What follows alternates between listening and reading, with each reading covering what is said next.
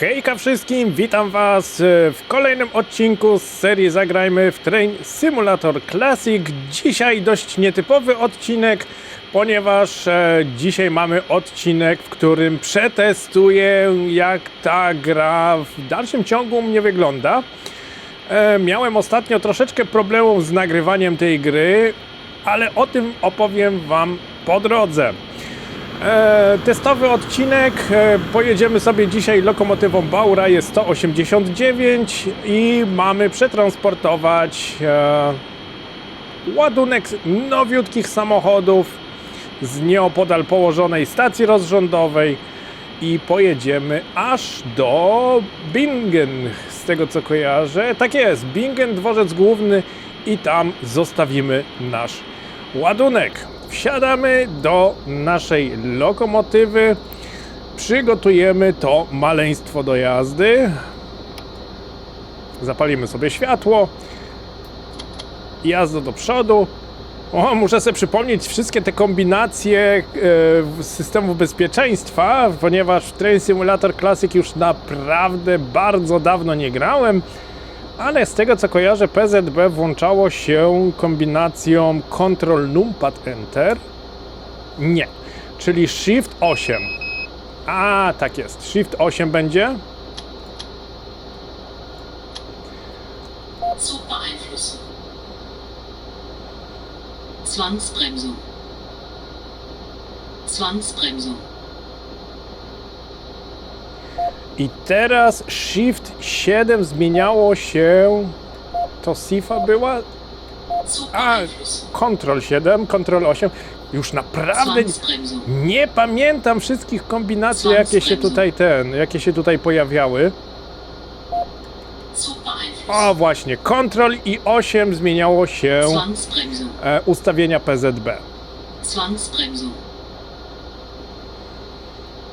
Tak jest, ustawienia 70 jak najbardziej poprawne, mamy pociąg towarowy, to znaczy zaraz go będziemy mieć i pomału ruszamy w naszą drogę. Wyjazd mamy podany, zielony semafor u góry, pod spodem dwa światła pomarańczowe, znaczy, że semafor kolejny jest czerwony, białe światło w lewym górnym rogu oznacza, że droga hamowania jest mniejsza niż 1000 metrów. Dobra.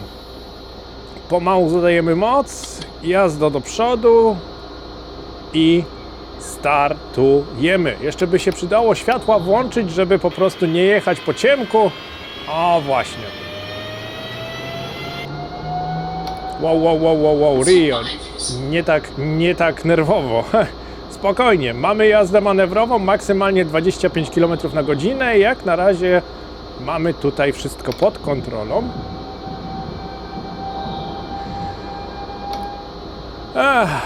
Także dzisiejszy odcinek jest testowym odcinkiem po bardzo długiej przerwie. Przerwa jest spowodowana tym, że ostatnio mam bardzo duże problemy z nagrywaniem tej gry. Kiedyś tą grę nagrywałem jako zrzut ekranu. Miałem włączony RW Enhancer, specjalny program, który dawał mi tutaj jeszcze dodatkowy UI, który mi tam dawał shader i tak dalej. Tego programu też nie mogę nagrywać, też nie mogę z niego korzystać podczas nagrywania. Nie wiem dlaczego, ale od pewnego czasu mój OBS, czyli program do nagrywania, ma z tą grą jakby konflikt. Za każdym razem, kiedy włączam OBS... Czemu dostałem nagłe? Magnes tu leży. 500 Hz, ok. W każdym bądź razie, jeżeli mam włączony Train Simulator Classic i mam włączony OBS, w OBS-ie nie mogę nagrywać zrzutu ekranu. Nie mam bladego pojęcia dlaczego, pojawia mi się czarny ekran, tak jakby na grę gdzieś była nałożona jakaś nakładka, jakiś, nie wiem, UI, którego ja nie widzę. Nie wiem, czy jest jakiś program, który to powoduje. Także nie jest ciekawie. Jeżeli gram osobiście na komputerze bez nagrywania, nie mam problemów, mogę korzystać z RW Enhancera, mogę korzystać właśnie z Train Simulator Classic, nie mam z tym jak najmniejszych problemów, ale jeżeli tylko włączę OBS, mam od razu problem. Znalazłem takie przejściowe rozwiązanie, żeby tą grę nagrywać. W tym momencie Zug beeinflussen. nagrywam grę nie jako okienko, tylko jako zrzut z gry, ale przez to też nie mogę ani RW Enhancera korzystać, ani nie mogę nawet Reshade'a zainstalować, ponieważ też Reshade nie działa. Nie mam bladego pojęcia dlaczego. Jak już wspominałem, mam ostatnio dość duże problemy z nagrywaniem tej gry. Także jeżeli dzisiaj podczas przejazdu zaczną się jakieś lagi, zaczną się jakieś problemy graficzne, może jakieś problemy dźwiękowe, nie miejcie mi tego za złe. Po prostu dzisiaj chcę jak najbardziej przetestować całą grę, czy te problemy się jeszcze będą pojawiać. Bardzo chętnie wróciłbym do tej gry. Klasyk, na którym praktycznie zbudowałem mój kanał. Pierwsze moje filmiki na YouTubie właśnie pojawiały się z Train Simulator Classic i właśnie tą grą, że tak powiem, troszeczkę sobie nazbierałem widzów. Bardzo dużo osób zna tę grę właśnie jak ja w nią grałem. I przydałoby się od czasu do czasu jeszcze coś nagrać. Szczególnie, że mam bardzo dużo zawartości do tej gry. Mam tutaj bardzo dużo lokomotyw, bardzo dużo wagonów. Dostałem od kolegi jeszcze program, który mogę sobie teraz lokomotywy podmieniać w scenariuszach. Tak właśnie tutaj zrobiłem, ponieważ ta lokomotywa nie jest oryginalna z tego scenariusza. W tym scenariuszu była zwykła, najzwyklejsza lokomotywa Baura jest 189, gdzie tylko zadawało się kierunek jazdy do przodu i hamowało.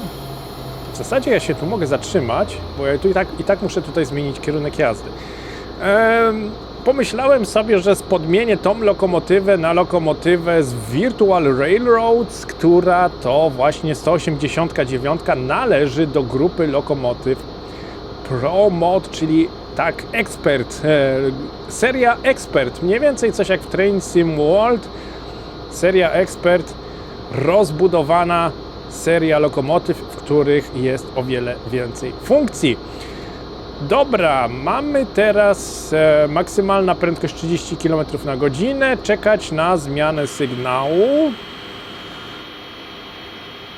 żeby dojechać dalej. W sumie myślałem, że będę zmieniał tutaj kierunek, ale widzę, że troszeczkę się pomyliłem. Dociągniemy do semafora.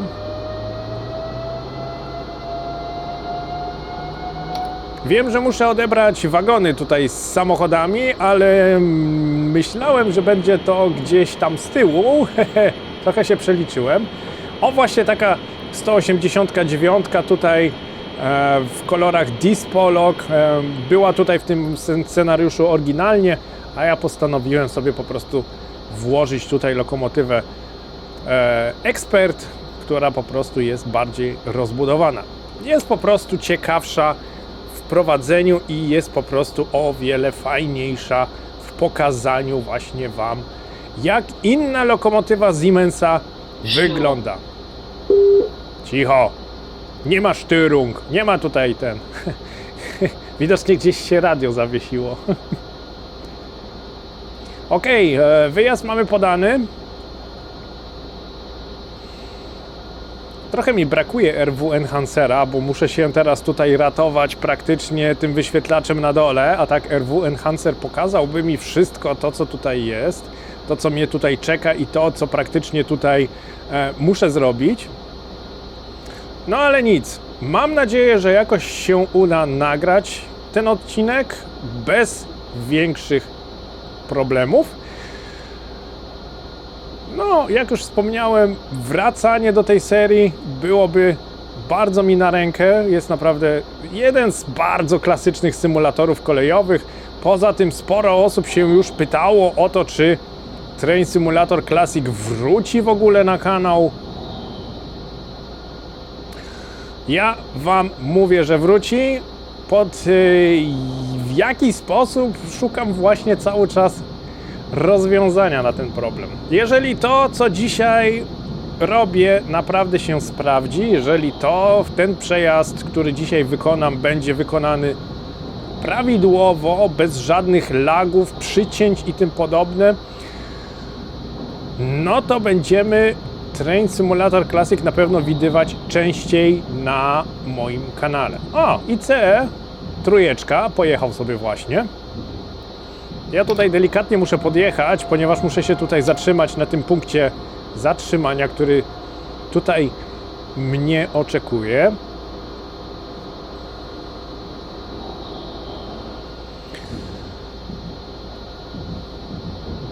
Będziemy musieli zaraz zmienić kierunek jazdy i podjechać po nasze wagony. I będziemy mogli dalej ruszać w drogę. Nie, jeszcze kawałek. Jeszcze nie jestem tu, gdzie powinienem.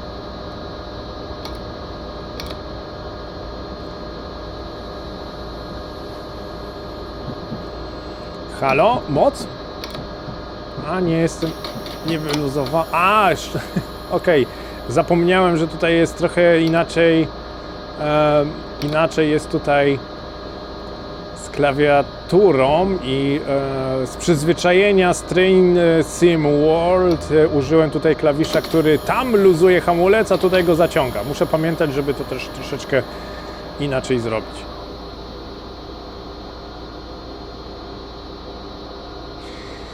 Dobra. Czyli zmieniamy kierunek jazdy. Dzisiejszy odcinek będzie taki chaotyczny. O, zmieniamy kierunek jazdy. I pomału wjeżdżamy na bocznicę towarową.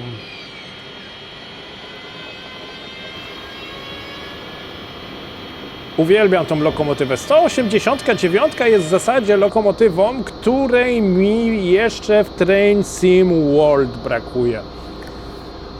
Jest to, wierzcie mi lub nie, jest to lokomotywa, która powstała przed Vectronem i właśnie z tej lokomotywy bardzo dużo rzeczy przeszło do Vectrona, którego dzisiaj znamy.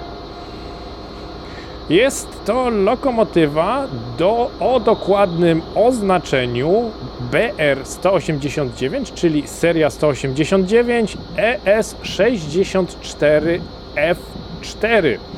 Można ten skrót rozszyfrować jako lokomotywa z rodziny Eurosprinter, czyli ES, 64, czyli 6400 kW mocy, F jest to Freight, czyli lokomotywa towarowa i 4 oznacza Multi-System. Jest to lokomotywa, która obsługuje wszystkie możliwe europejskie napięcia trakcji elektrycznej. W Polsce ta lokomotywa również jest znana pod oznaczeniem EU45.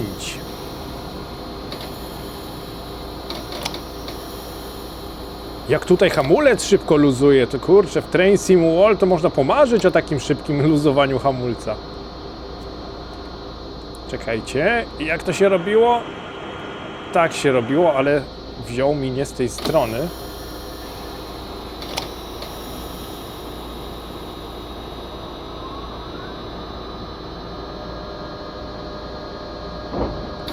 Ok, mamy. Teraz wychodzimy z naszej lokomotywy, rozglądamy się, czy nic nie jedzie i idziemy podpiąć wagony. Chociaż tu kolega mógłby sam to zrobić, skoro już tu stoi. Nie, to jest od zwrotnicy. O, właśnie. Okej, teraz zmieniamy kierunek jazdy. Maksymalna prędkość dla naszego składu 120 km na godzinę i powinniśmy włączyć PZB. PZB już mamy włączone. Stąd też nie muszę już się tutaj martwić o system bezpieczeństwa. Mogę sobie jeszcze włączyć SIFę. O właśnie, żeby było ciekawiej. Mamy włączone PZB, włączona SIFA. Włączę sobie jeszcze tutaj podgląd silników trakcyjnych. Tempomatu w sumie mógłbym włączyć. AFB. AFB. AFB. Ustawię na 40 km na godzinę, bo z taką prędkością mogę tutaj wyjechać ze składem. Wyjazd mam podany, czyli mogę pomału ruszać w drogę.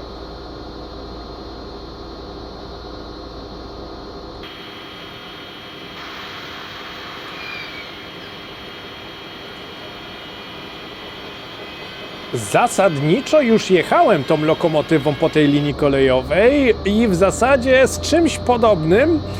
Pamiętam, jak ja sobie kupiłem właśnie Bauraję 189 i zainstalowałem ją w grze, to stworzyłem scenariusz, gdzie jechałem z blachą właśnie do zakładów bodajże Opla, które znajdują się w okolicach stacji Mainz.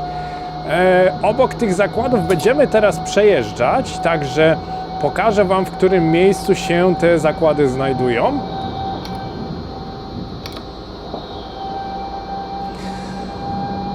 No i praktycznie z tych zakładów w tym momencie możemy wyjechać z gotowymi samochodami. Włączamy sobie pomiar długości pociągu. Za ograniczeniem prędkości do 40 km na godzinę aktywowałem pomiar długości pociągu i lokomotywa zaraz mi powie, kiedy całym składem przejadę już właśnie przez ograniczenie i będę mógł przyspieszyć. Störung. To nie ten dźwięk. Störung nie mamy tutaj żadnego Störung. W tej lokomotywie pomiar długości pociągu ma nawet oryginalny dźwięk z tej lokomotywy, co mnie naprawdę zaskoczyło, że oryginalny dźwięk jest tutaj w Train Simulator Classic, a znowu w Vectronie, w Train Sim World jest coś jakby klakson. O właśnie, charakterystyczny mip. Pomiar długości pociągu, ten dźwięk sygnalizacyjny nazywa się nawet Road Runner, czyli z bajki o strusie pędzi wiatrze. I właśnie tu w tej lokomotywie, tutaj w tej grze, ten sygnał jest naprawdę oryginalny, taki jaki powinien być. No nie wiem, dlaczego w Train Sim World nie ma tego dźwięku oryginalnego. Ja podejrzewam, że modyfikacją można byłoby to na pewno nadrobić. No ale szkoda naszego czasu na zamartwianie się o to. Mamy dzisiaj bardzo wczesną porę.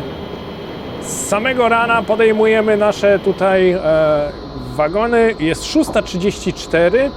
Znajdujemy się aktualnie na linii kolejowej Frankfurt-Koblenz. Zug beeinflussen. Dwa pomarańczowe światła na tarczy ostrzegawczej mówią o tym, że kolejny semafor jest na stój. Musimy się przed kolejnym semaforem zatrzymać.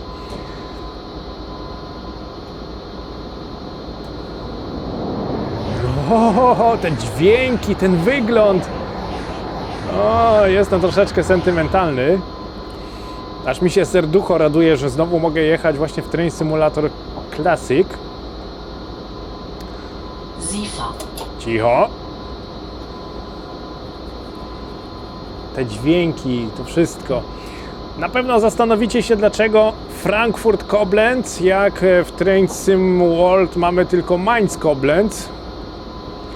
A no właśnie, Train Sim World skraca linie kolejowe. Jest naprawdę bardzo dużo linii kolejowych, które są naprawdę bardzo długie i bardzo fajne, ale są naprawdę skrócone do niektórych momentów. Ta linia kolejowa właśnie w Train Sim World jest skrócona do stacji kolejowej Mainz i praktycznie od stacji Mainz do Frankfurtu pojawił się właśnie dodatek Frankfurt S-Bahn, który uzupełnia niby tą resztę tej linii kolejowej. Okej, spróbujemy to pominąć. Zgłosiłem się do dyżurnego o przejazd i wyraził zgodę, czyli jedziemy dalej. No właśnie, w Train Simulator Classic jest bardzo dużo linii kolejowych, które są po prostu dłuższe. Na przykład właśnie linia kolejowa z Koblenz do Frankfurtu nie kończy się tutaj na Mainz, tylko jedzie aż do Frankfurtu. Mogę sobie zrobić tutaj przejazd kolejowy z Frankfurtu aż do Koblenz.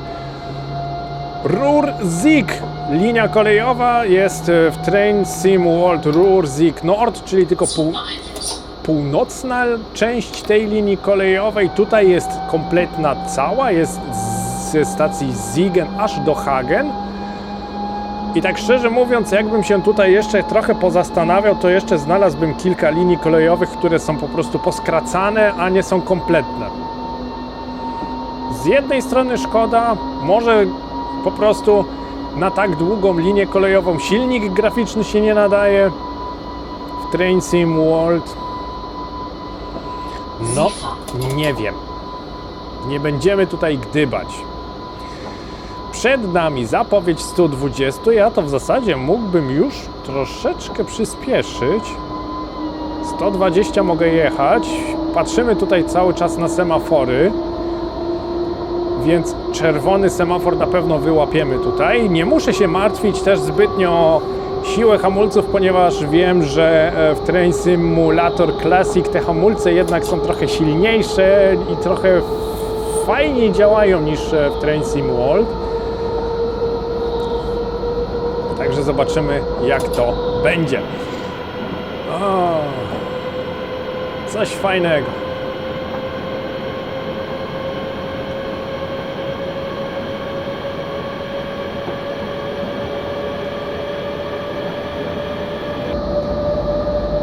A, ta lokomotywa będzie troszeczkę głośniejsza podczas przejazdu.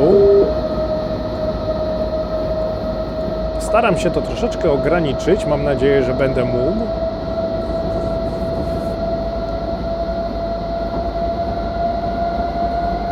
O, ile ptaków tutaj lata. Było ograniczenie prędkości. Jak zwykle rozglądam się tam, gdzie nie powinienem. Było ograniczenie prędkości na wyświetlaczu i nie widziałem, jaka prędkość obowiązuje. Chyba coś koło 80. Oj, nie ten guzik.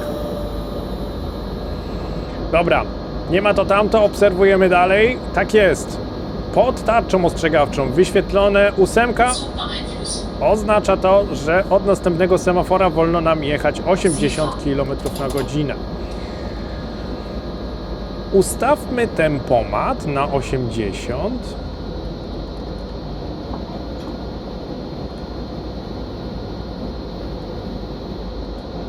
Od tego semafora wolno nam jechać 80 km na godzinę. I zaraz będziemy wjeżdżać w obręby stacji Mainz. Już jesteśmy w Mainz. Tak jest, będziemy teraz przejeżdżać przez dworzec główny w Mainz. Cicho. Dalej jestem, dalej uważam.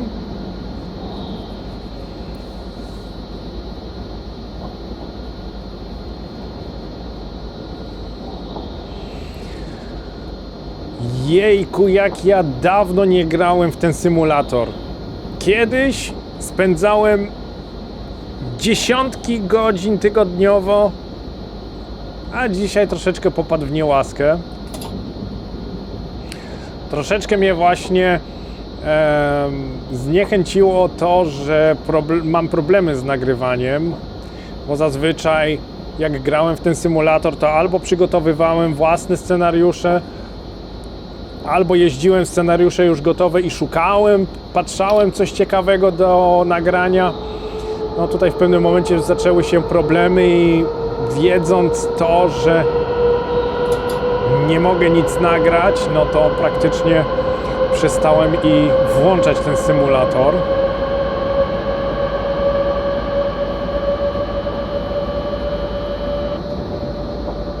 Te dźwięki w tunelach to też jest tutaj bardzo charakterystyczne w tym symulatorze, ponieważ mamy efekty dźwiękowe, specjalne efekty dźwiękowe właśnie jadąc przez tunel. Od następnego semafora 40. Zugbeeinflussung.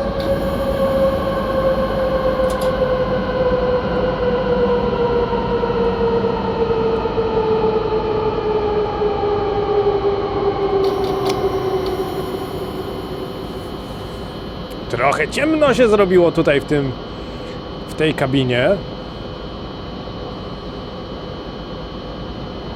Zugbeeinflussung.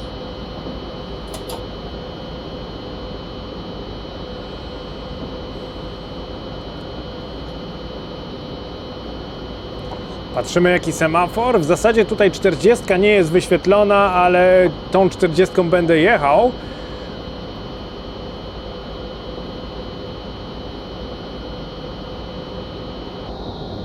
Zugbeeinflussung.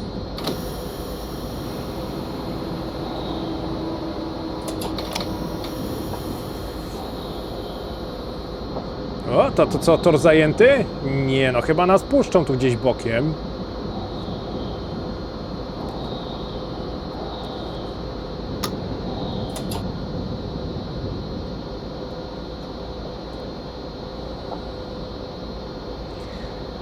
Okej.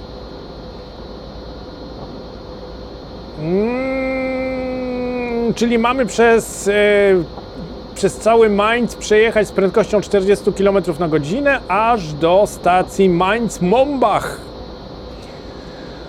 Bitte halten Sie im gesamten Bahnhof bis zu Mainz-Mombach Mombach Umgehungsbahn 40 km die Stunde ein. Okay.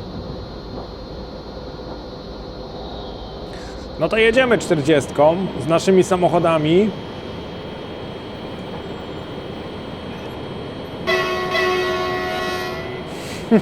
Syrena.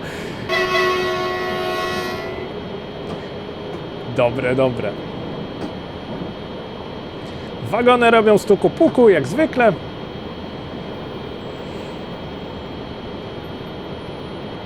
Na rozjazdach by to lepiej brzmiało. O, może teraz.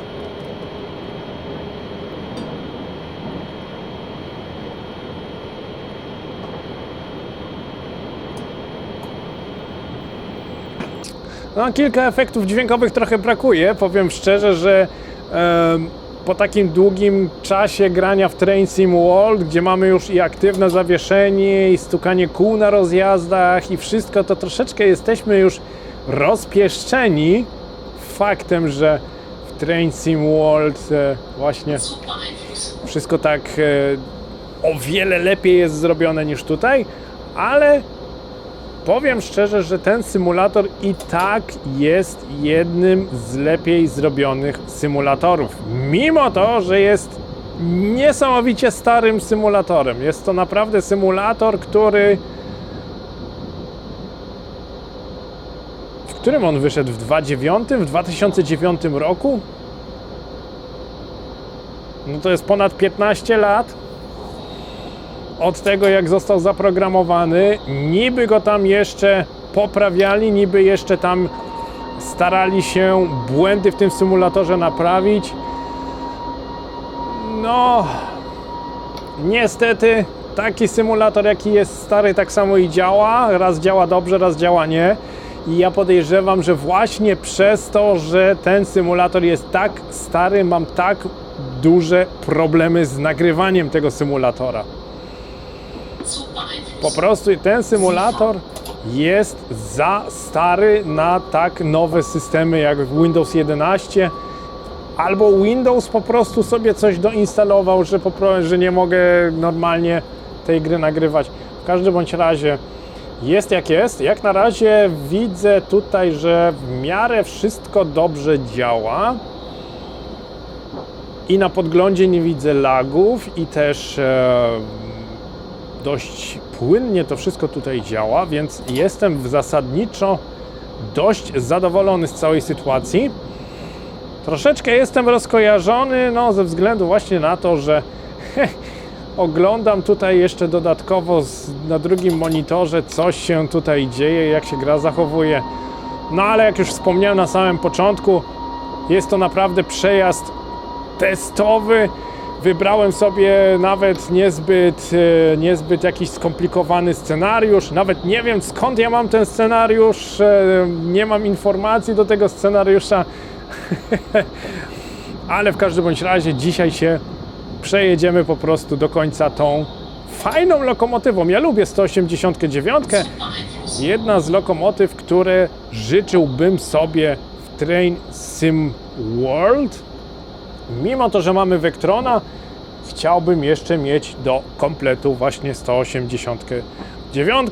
Jest to dość leciwa lokomotywa. Jest to lokomotywa, która była produkowana w latach 2003 do 2006. Dość długa lokomotywa, 20 metrów i 87 ton. Niestety multisystem swoje waży. Lokomotywa przekracza tą magiczną barierę 20 ton na oś. No ale taka jest właśnie ta lokomotywa. Maksymalna prędkość 140 km na godzinę. Powinno być nawet gdzieś tutaj wyświetlone, a nie, chyba tutaj nie będzie wypisane. Nie widzę nigdzie. W Train Sim World na pewno by było. No ale to nie jest. 140 km na godzinę maksymalnej prędkości.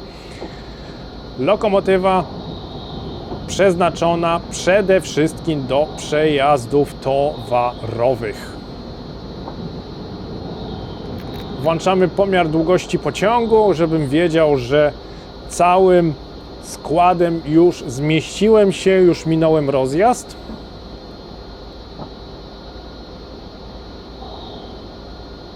Zifa. Cicho.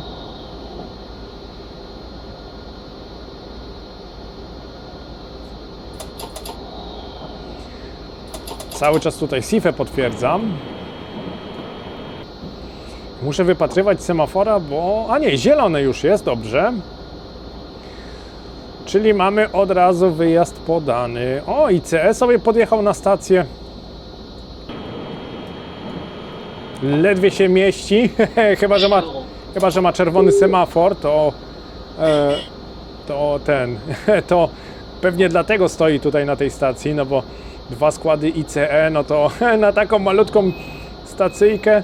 A nie, drzwi zamyka. Skubaniec. To gdzie on się tutaj zmieścił? No ale to jest to, co mówiłem. Nie wiem, co to za scenariusz. Nie pamiętam źródła tego scenariusza. Wyjazd mamy podany z prędkością 80 km na godzinę. No to co? Ogień. 6400 kW jest w stanie tutaj pociągnąć skład i nawet dość żwawo się rozpędzić.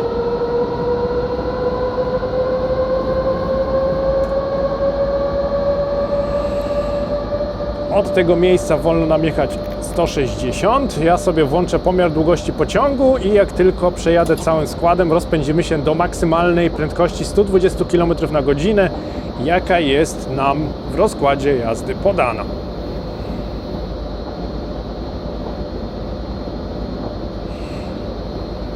Także lokomotywa wielosystemowa, multisystemowa.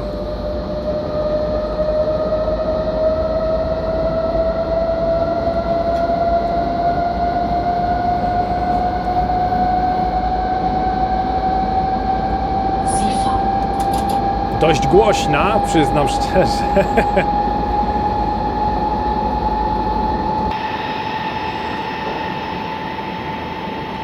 Bardzo fajna pora, uwielbiam takie poranne momenty właśnie na kolei, gdzie słońce wstaje, robi się coraz jaśniej, chmury się barwią na taki czerwono-pomarańczowy kolor, a my tutaj ciśniemy sobie po prostu lokomotywą po linii kolejowej. O, Flirt trójka, też bardzo fajna jednostka, też bym sobie życzył ją w Train Sim World. O, szczerze tak powiem, jakbym miał zrobić listę tutaj lokomotyw, które są w Train Simulator Classic, a chciałbym je mieć w Train Sim World, to ta lista byłaby dość długa, szczerze mówiąc. Zaczynając właśnie od takich lokomotyw jak 189, jak Eurodual na przykład, jak Trax spalinowy, czyli lokomotywa serii 285. Flirt trójka jest fajna, też bym chciał.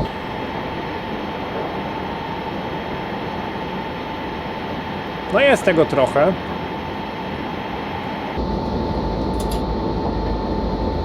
Już nie mówiąc o tych wszystkich niemieckich lokomotywach spalinowych, jakie są tutaj dostępne w zwykłej wersji i w wersji Expert. Właśnie dlatego ten symulator ma tak dużą przewagę nad Train Sim World, ponieważ ma ogromną zawartość.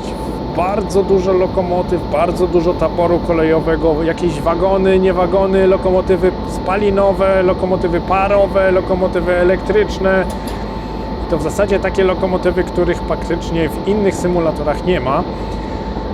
Wierzcie lub nie, ten symulator już dawno stracił nawet zespół, który go naprawiał. Nie ma już zespołu, który się zajmował, że tak powiem, pielęgnacją tego symulatora kolejowego, ale mimo to symulator ten jest bardzo popularny, szczególnie wśród niemieckich graczy, niemieckich wirtualnych maszynistów. No naprawdę niesamowicie dużo osób w niego gra. Sam osobiście obserwuję kanał pewnego prawdziwego maszynisty, który dodatkowo gra sobie jeszcze w symulatory kolejowe i jego filmy właśnie z Train Simulator Classic mają naprawdę niesamowitą liczbę wyświetleń, taką niesamowitą, że mógłbym tylko pozazdrościć. No ale cóż powiedzieć, w Polsce ten symulator nie wiem, czy jest tak popularny. No na pewno ktoś w niego gra.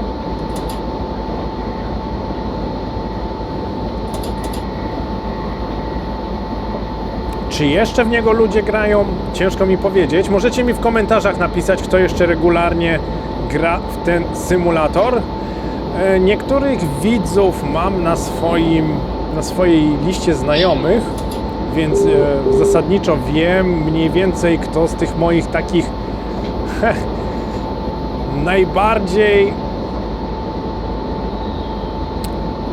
najdłużej oglądających mnie widzów, wiem, kto gra w ten symulator, ale chciałbym się dowiedzieć, czy gracie jeszcze, czy tylko już oglądacie co nieco z niego.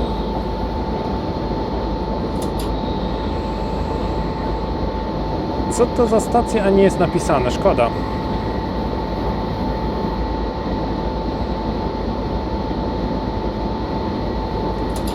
Byłoby ciekawie zrobić z tego symulatora, z tej linii kolejowej, nawet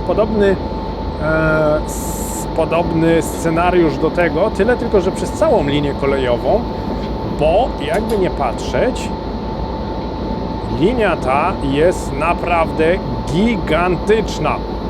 Mamy tutaj stację we Frankfurcie i jedziemy sobie tą linią kolejową aż przez stację Mainz.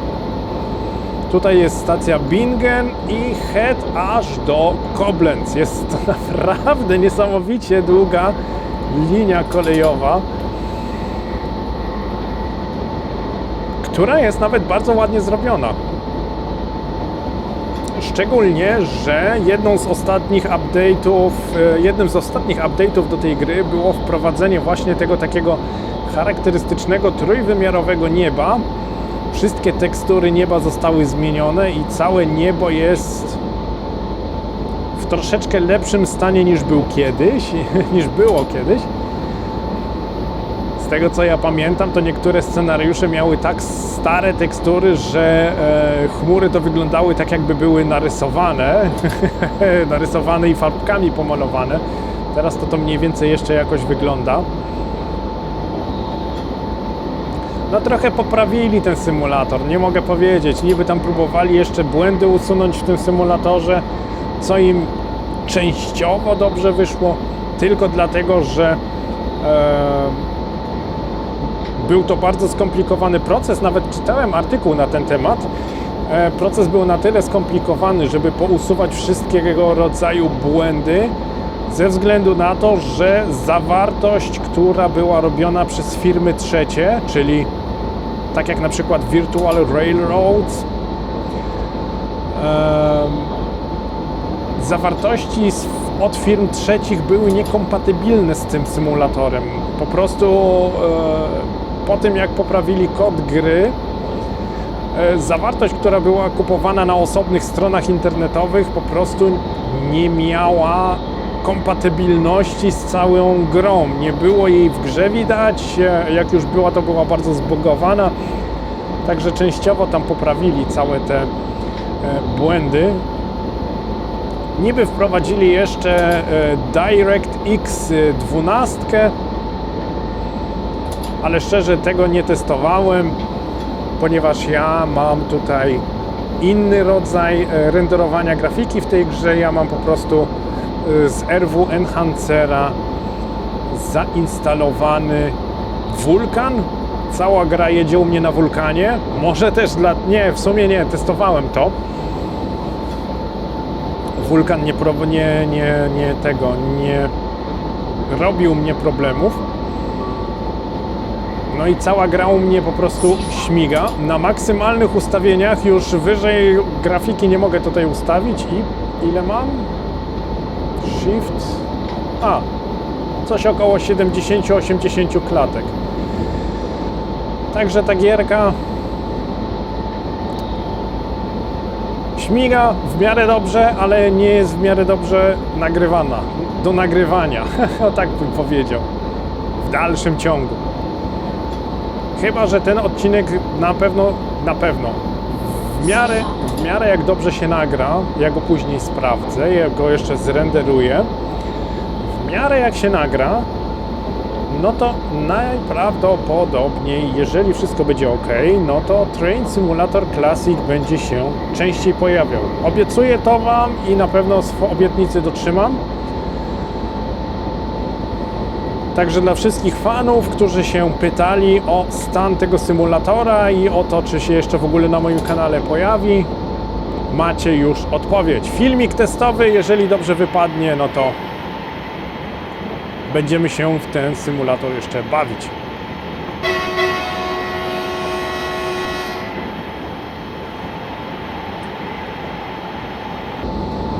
Szczerze, aż mnie nabrałem teraz ochoty, bo sobie tak pomyślałem, że tutaj jest kupę takich lokomotyw, których nie ma w Train Sim World, na przykład Class 66, która jest przystosowana do niemieckich torów, do niemieckich standardów.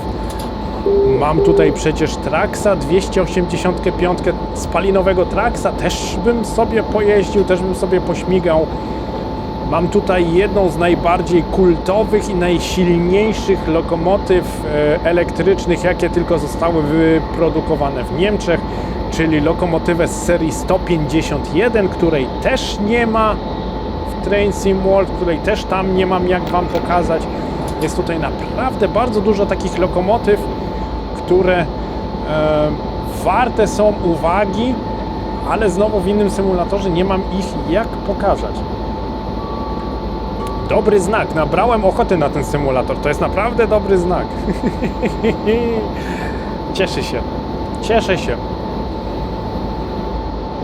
Spędziłem setki godzin w tym symulatorze. I jeszcze kolejny by się przydały, żeby po prostu Sie fahren jeszcze się w tym symulatorze pobawić.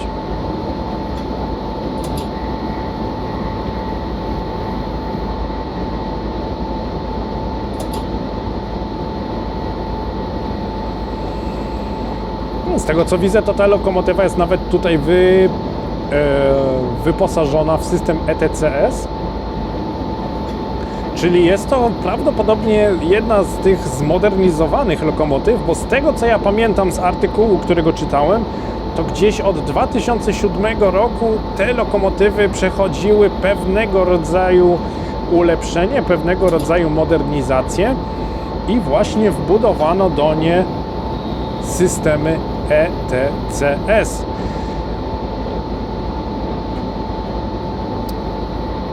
Jedna z fajniejszych lokomotyw to jest taki model przedwektronowy lokomotywy właśnie multisystemowej,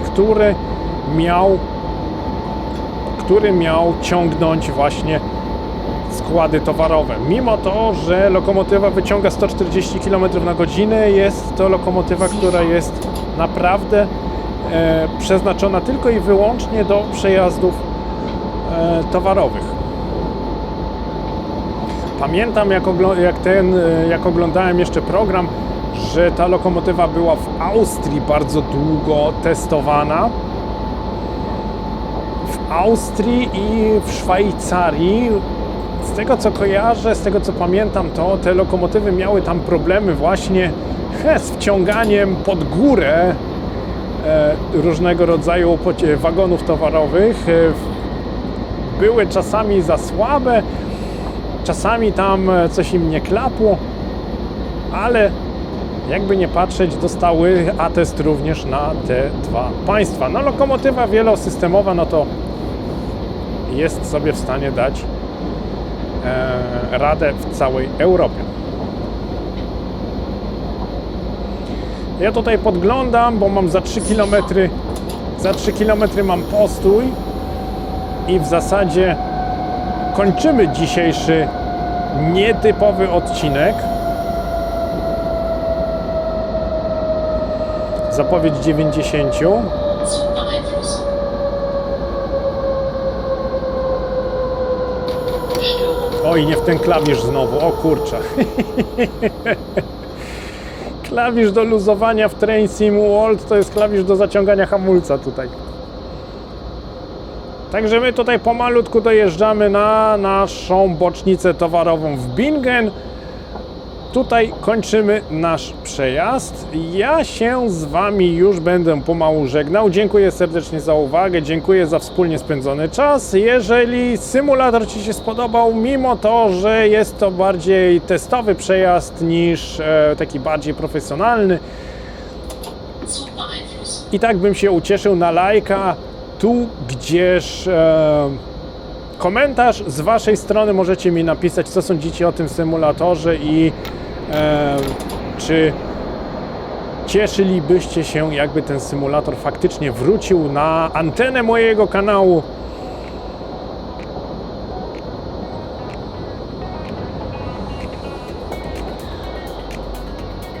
Stacja Bingen.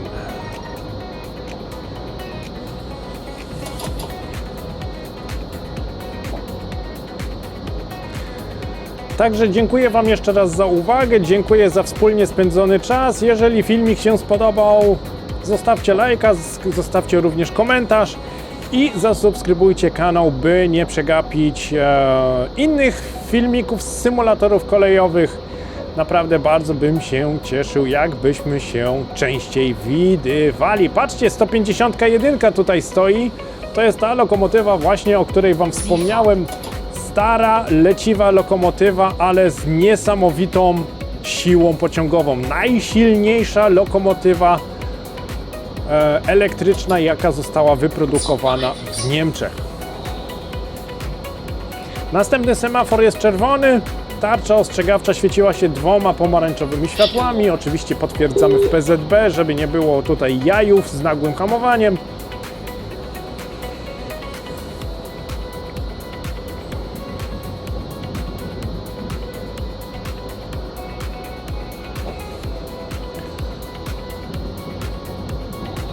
Tutaj w boczek, tak jest.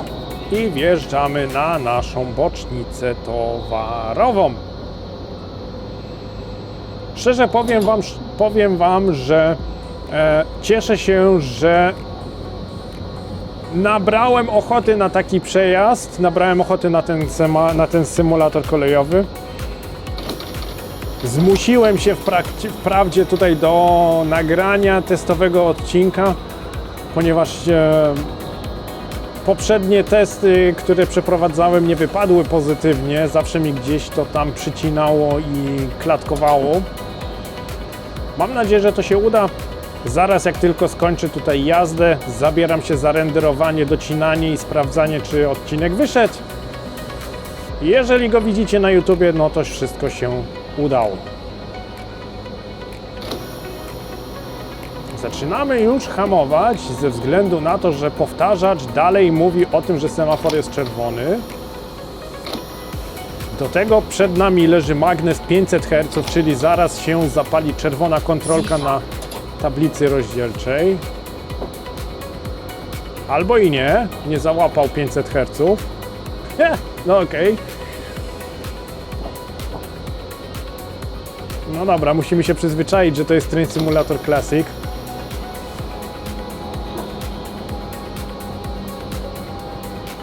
Mam tutaj wyjazd, ale mimo to muszę się tutaj zatrzymać.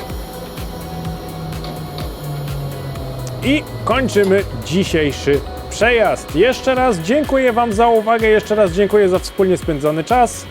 Widzimy się w kolejnym odcinku. Życzę wam miłego dnia. Do zobaczenia. Cześć.